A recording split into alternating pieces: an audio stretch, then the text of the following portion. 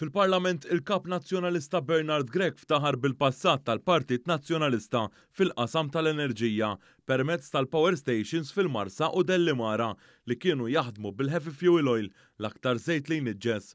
Bosta jiftakru l-inkonvenjent li kienet toħloq il-produzzjoni tal-enerġija bi fuel li jniġġes ħafna, fosthom il-problemi respiratorji u l-problema ta' trappi swed għan-nies tan-nofsinhar tal-pajjiż rib dawn il-power stations. Min-naħa tagħha waqt din is-seduta parlamentari tkellmet ukoll il-Ministru responsabbli mill-Enerġija Mirjam Dalli li fakret li l-Gvern Nazzjonalista ivvota bil-qalb biex jolgħu il-kontijiet fi żminijiet ta' sfida. Hija innutat li b'kuntrast fi żminijiet ta' kriżi internazzjonali bla preċedent, il-familji Maltin u Għawċin illum għandhom kontijiet tal-enerġija stabbli bil-kontra ta' pajjiżi oħra.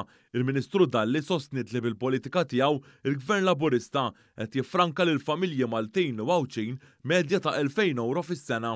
Għalhekk in-nies bina moħħhom mistrieħ.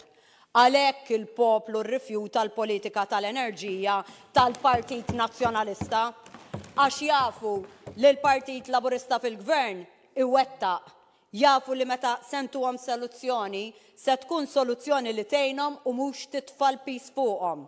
Il-Ministru Dalli insistiet li l-Gvern Laburista mhux biss qiegħed jassigura l-provvista tal-enerġija bi prezz li ma jkunx ta' pis fuq il-poplu, imma qed jara wkoll li l-enerġija tkun nadifa b'investiment f'sorsi alternattivi ta' enerġija.